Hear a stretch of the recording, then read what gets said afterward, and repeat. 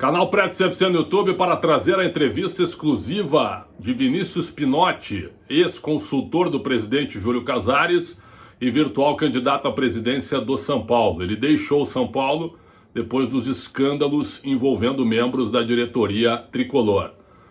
Pinotti falou por 1 hora comigo na Rádio Bandeirantes. Eu vou trazer a entrevista em 3 partes. Nessa primeira parte, ele começa falando da mudança radical que o São Paulo precisa ter neste momento, porque se não houver mudança, ele pretende ser apenas um torcedor comum. Vamos acompanhar. Oi, Précio. Prazer falar contigo aí, com todo o time da Bandeirantes. E estou aí à disposição. Eu acho que a gente tem muita coisa para conversar contigo. Você já abrindo essa conversa, você é um virtual candidato à presidência do São Paulo, na possibilidade do impeachment do Júlio Casares imediatamente, Pinotti? Olha, Précio, assim, nesse momento, não, né? Eu acho que ainda não se oficializou nenhum processo, né? Ele não é uma questão tão simples, exige aí muitos ajustes, né? E quando eu digo ajustes, hoje o São Paulo, o que eu entendo para o São Paulo, para o futuro, é um São Paulo diferente, né? Eu não enxergo simplesmente que trocar nomes ali vai resolver o problema do São Paulo.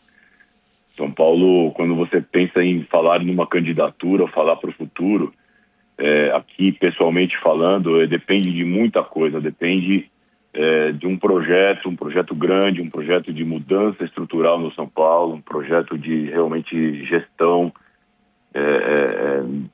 propriamente dita, tá? Existe um processo também de construção para que isso aconteça, mas da minha parte, eu não seria candidato em qualquer situação, né?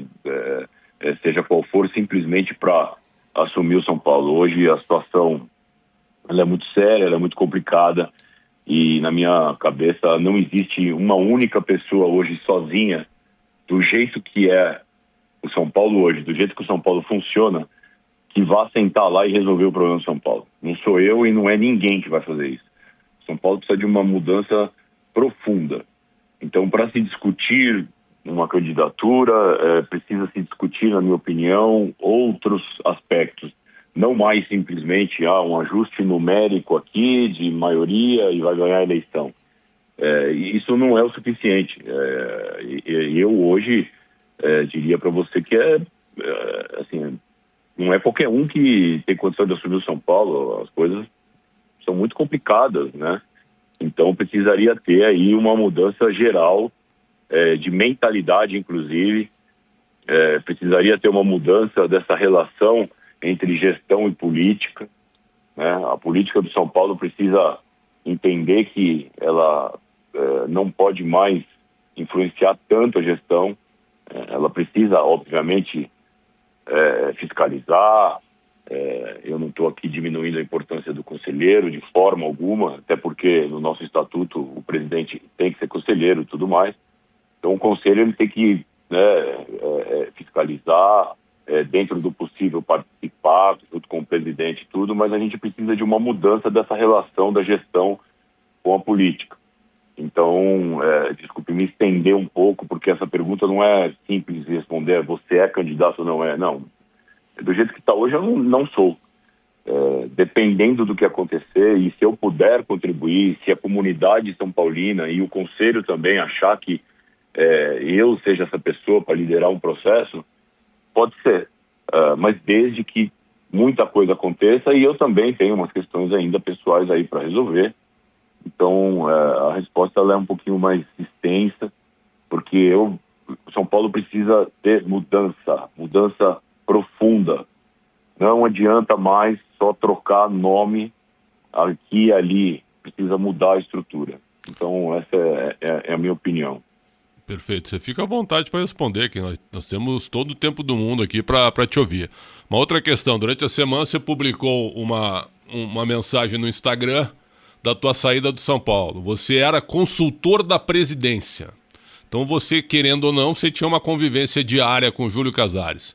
Você era ouvido e por que você ficou tanto tempo ao lado de um presidente que hoje está próximo de um impeachment? Não, eu não tinha convivência com o Júlio Casares direta, muito menos diária. A concepção desse cargo, ela foi feita um misto de uma pessoa importante politicamente, que me considero, com toda a humildade do mundo, mas é um cargo misto político, e eu me dispus ali a tentar ajudar como consultor de novos negócios. Eu fui pouco consultado durante a minha permanência lá. Eu participei ali em algumas opiniões quando foi montado o FIDIC lá atrás com a Galápagos. Dei a minha opinião onde eu conheço, que é a parte financeira, de mercado, de estruturação de um produto, né? Eu sou investidor. Então eu participei apenas ali, e depois nunca mais participei, por não ter sido chamado, e eu também fui vendo que muita coisa ali eu não concordava, e eu, até por falta de tempo, por conta do meu profissional e pessoal, eu acabei também não indo lá me envolver, mas eu pouco participei como consultor. Eu pedi o afastamento em função da minha vida profissional e pessoal e a minha credibilidade. Eu não estou aqui pré-julgando nada, mas eu não posso permanecer numa posição dessa depois aí de uma divulgação aí de um áudio aí pela imprensa e uma abertura de uma possível, né, investigação aí, e eu não estou pré-julgando, né? Isso as autoridades competentes vão julgar, mas eu não podia permanecer em função dessas notícias, assim como o pessoal do Conselho de Administração também fez isso lá atrás, só que antes não tinha nenhuma notícia publicada oficial ali, tinha um áudio e tal, que já realmente me incomodou muito. Mas aí eu me afastei um dia anterior da nota. Eu nem queria fazer propaganda disso, não queria externar, porque era uma coisa pessoal e tudo bem, mas aí como eu recebi alguns questionamentos, algumas cobranças, eu resolvi soltar a nota oficial. Então, assim, eu pouco participei ao longo desse tempo. Eu acho que foi um desperdício, infelizmente, tanto para o meu lado quanto para o próprio lado do presidente Júlio e da gestão. Eu acho que eu poderia ter contribuído mais, mas simplesmente foi um cargo basicamente político para acomodar uma pessoa que teve uma quantidade boa de voto e que a gente tem aí algumas pessoas junto. Então foi basicamente isso, essa é a grande realidade. Ô Pinotti, a gente colocou na íntegra aqui o áudio da Mara Casares, o Douglas Schwartzman, com aquela... dá para dizer que é uma laranja ou intermediária lá na questão da venda de camarotes no São Paulo. Isso aconteceu em fevereiro, na matéria do Globoesporte.com, do Bruno Gilfrida, né, grande matéria, e depois já também com a matéria posterior do All Sport, do Gabriel Sá e do Pedro Lopes, com a investigação da Polícia Civil em relação a depósitos, né, e dinheiro desviado no São Paulo. Então eu queria te ouvir, cara. O São Paulo hoje, que já foi um clube referência, o São Paulo é um clube corrupto hoje? Quando você escuta o áudio de 44 minutos que nós colocamos na íntegra aqui na Rádio Bandeirantes, onde ali para mim tem coação, intimidação, desespero, né, ameaça, tem de tudo ali. E ainda assim os dois conselheiros que estão afastados, Douglas Schwartz e Mara Casares, votaram na aprovação do orçamento. Eles ainda conseguiram votar depois da divulgação do áudio. Então eu te pergunto, como um cara do mercado que tu és, com passagem anterior pelo São Paulo e ainda estando na diretoria e saindo nesse mês, o São Paulo hoje é um clube corrupto? Eu não posso pré-julgar, tá? Eu vou dar minha opinião sobre o que tem aí de fato, né? Sobre a investigação, é uma investigação. A gente não sabe nem quais são os nomes envolvidos e qual é a modalidade.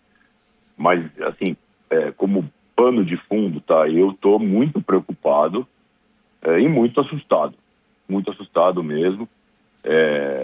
Eu acho que o áudio, ele por si só fala muita coisa, como você já adiantou aí.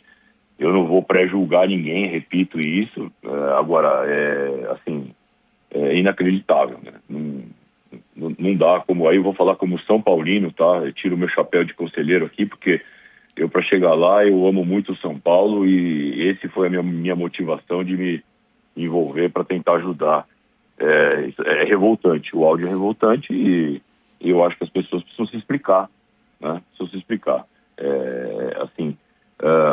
Você cravar que o São Paulo não é um clube corrupto, eu cravo que o São Paulo hoje é um clube mal gerido. E aí o porquê que o resultado não dá certo, as coisas não caminham como planejado e tal, aí vai ter várias vertentes. Agora, existem indícios, os indícios estão aí comprovados, eu não estou dando nenhuma novidade aqui, e eu acho que tem que ser muito bem apurado, tem que ser apurado internamente para o São Paulo, de uma forma muito transparente. Nós temos um presidente da comissão de ética, que é um juiz, uma pessoa muito correta, que tem um passado uma pessoa ilibada, né? Um passado 100%, né?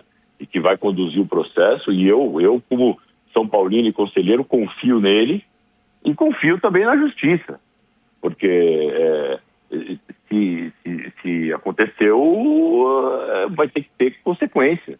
E eu, pessoalmente, vou cobrar fortemente, dentro das minhas possibilidades, do meu âmbito, que isso seja elucidado. Isso precisa ser elucidado e rápido, e muito rápido, porque é muito sério. É muito sério. A gente vem aí descumprindo o orçamento ano a ano, a gente vem com déficits acumulados ano a ano, reconhecendo aqui que nós ganhamos a Copa do Brasil, que era um título inédito, saímos da fila lá no Paulista também, não dá para dizer que não existiu, existiu, claro, mas isso não apaga o buraco que a gente está se colocando, né? Então, assim, eu vou cobrar muito isso, a gente precisa saber o que aconteceu. Não é possível que o São Paulo, nessa altura do campeonato, continue dessa forma. O São Paulo hoje está sangrando. Nós temos uma crise institucional. E as pessoas precisam, pessoalmente, entender que nós precisamos salvar o São Paulo. O São Paulo é um paciente rumo à UTI. E ele ainda tem salvação. Mas eu não sei se vai ter. Eu tenho uma preocupação com 2026. Hoje eu não estou preocupado com eleição, claro, com esses casos, estou muito preocupado, quero saber. Agora, o que eu estou muito preocupado é o que vai ser da gente aqui daqui 1 mês, 2, 3, 4, 5 meses. Nós precisamos pensar o São Paulo como instituição. Ele tem que estar acima de tudo, entendeu? Então agora vamos elucidar rápido, as pessoas, vai saindo da frente, porque a instituição está sangrando. Nós precisamos estancar isso, urgente. Então o que eu tenho para falar é isso, e eu não vou pré-julgar ninguém. Agora, é público, né? O que está acontecendo é público. E eu espero aí que também a polícia tenha uma velocidade para elucidar essa notícia que saiu, que por enquanto é uma notícia, e que foi confirmado que existe lá dentro da polícia uma investigação, mas como é muito sério, e aí fica no ar quem participou, quem não participou, a polícia tem que também avançar com isso para a gente saber quem está envolvido, né? O São Paulo não pode esperar, a justiça não pode esperar. Isso eu estendo até para o Brasil, né? A gente precisa ter mais agilidade nas coisas. Tem uma investigação? Tem, então vamos correr com isso, vamos ver. A gente precisa saber o que está acontecendo. É isso, minha opinião é essa. Nesse ponto eu concordo contigo nesse ponto, que é um negócio realmente impressionante. Outra, se aquele áudio da Mara Casares e do Douglas Schwartzman acontece numa empresa privada, cairia todo mundo. Cairia todo mundo, todo mundo na hora seguinte, nem no dia seguinte, na hora seguinte. Mas aí envolve o que eu falei, a relação da gestão com a política, entendeu? Aí a política que segura isso. Agora, infelizmente, não dá para a gente comparar 100% uma organização no clube. Nesse momento, existem regras e regimentos que numa empresa você pode fazer, e ali no clube ninguém pode sair lá, né, demitindo do conselho antes de uma apuração. Eu acho que as pessoas tinham que tomar iniciativa e olhar para o São Paulo, falar, eu estou atrapalhando a vida do São Paulo Futebol Clube, independente de culpa ou não, as pessoas precisam olhar para o São Paulo, né? Então, só que o processo político não vai deixar isso acontecer como aconteceria numa empresa. O que seria o ideal? O ideal seria isso. Aconteceu, assim, no mínimo, um afastamento completo e geral da instituição para se defender. No mínimo. Exatamente. Entendeu? Nesse ponto eu concordo. Se afastar só do cargo não é suficiente, desculpa. Concordo se afasta plenamente. do cargo de conselheiro, se defende, tem que ter direito à defesa, tá? Que fique muito claro. Tudo tem que seguir o processo legal, o rito. Se você concorda ou não com o rito, é uma outra conversa. Agora, tem que seguir. Agora, as pessoas estão sangrando o clube, pô. Não é possível um negócio desse. A gente precisa pensar no São Paulo. Em São Paulo que nós vamos ter 26. Aí fala assim, eleição em 27. Eu quero saber do São Paulo em 26. Eu não estou preocupado com a eleição de 27. A gente não sabe o que vai sobrar lá na frente. Em cima de 26, o protocolo do impeachment já foi feito. 57 assinaturas. Aliás, até se você quiser responder rapidamente, por que você não assinou? Muita gente cobrando por isso. Não precisava ter assinado? É por isso ou você não quis? Não, existem duas situações no momento desse, que um é a prática e a lei, o que seja, o outro é o político, tá? Isso é um movimento de oposição, que é legítimo e correto, tá? Mas, assim, precisa ser conversado para ser feito algo assim. A gente não pode assinar, eu saí assinando um documento que eu nem sabia qual era direito, como foi feito, quem fez e tudo mais. Então existe somente um processo político, não tem jeito. E a política não é necessariamente negativa, não é isso. Então existe isso, a oposição saiu, fez, e eles estão no direito e dever de fazer, tá certo, e tudo mais. Então, assim, aquele documento em si, aquilo ali, eu nem sabia do teor direito do documento. Então, assim, não dá para eu sair assinando uma iniciativa dessa. A gente tem que ter iniciativas próprias em prol do São Paulo, a favor do São Paulo e rápidas. Isso está acontecendo. A outra questão é assim, naquele momento ali, por mais que tenha o áudio e tudo, tal, a gente decidiu aguardar um pouquinho para que as coisas caminhassem um pouquinho mais, para que, de repente, o presidente viesse a público. Não veio. Outras pessoas se manifestassem, a gente esperou os movimentos. Então, é uma questão de paciência. Eu entendo que é muito sério e às vezes as pessoas ficam ansiosas. Eu, como São Paulino, fico ansioso, mas eu, como conselheiro, eu não posso me tomar da emoção e sair correndo e tal. Então existe um processo. Então ali acabou de sair, não dava para sair assinando aquele documento naquele momento. Então espera-se um pouco. Hoje é um outro momento, não se sabe. Existe um desconforto com muitas pessoas da situação. O presidente sabe disso.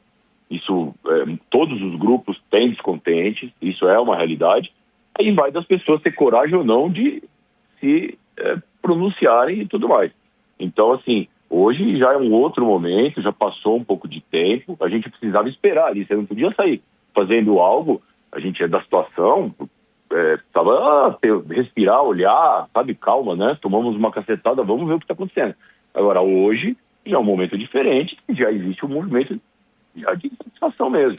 Então vamos ver o que vai acontecer em breve. O presidente também vai ter que fazer alguma coisa, ele vai ter que falar, ele vai ter que se explicar. Ele não existe nada formal contra ele, mas existe uma crise institucional. E nessa hora, o grande líder do regime presidencialista, ele tem que se apresentar e não só a sindicância daqui e dali, ele precisa pôr a cara. Então, simplesmente, eu entendo esses questionamentos. É que, às vezes, o processo dentro do clube ele é um pouco diferente. E as pessoas precisam entender isso. Então, a gente não pode ter muita ansiedade, às vezes não pode sair, sabe, colocar os pés pelas mãos, precisa ter paciência, precisa ter racionalidade. E é isso que eu penso para o futuro do São Paulo também, entendeu? Então, menos emoção, mais razão. Agora, é sério, sério. E tem que ter rapidez. Voltando no assunto, vazou uma notícia muito séria. Então, a polícia agora tem que caminhar com isso, não é possível. Pro bem ou pro mal, tá? Sim. Ninguém tem culpa. Ninguém tem culpa? Ótimo. Então, as provas aqui estão dizendo que ninguém tem culpa. E aí você tira o peso de alguns casos que estão sendo acusados. Agora, tem culpa? Então vamos apurar. Olha, os nomes são esses, a investigação é assim, assim, assada. E eu sou um cara que gosto muito do sistema de justiça, não vou entrar em outros pontos, dos Estados Unidos. Por quê? Porque é rápido, tem prova aqui, vai, não vai, vem. Claro que todo o processo tem seu rito, pode ter sempre um percentual de injustiça aqui ou ali, mas é rápido. Nos Estados Unidos, corrupção privada, por exemplo, é seríssimo. Aqui no Brasil, não. Aqui tem um monte de casos aí por aí, associações, clubes e tal, que tem coisas no mínimo obscuras e que tem dificuldade, às vezes, do poder público pôr a mão, porque a lei é fraca, né? Então, eu entendo essa ansiedade, a gente é cobrado, conselheiro, não está fazendo nada, tal. Não é que não está fazendo e tudo tem sua hora, e a hora é agora.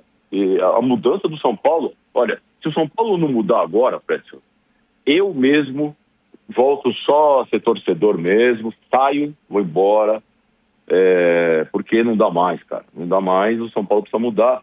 Isso aí não sou eu que estou falando. Muita gente que está ouvindo aí, com certeza vai concordar. Chega, não dá mais.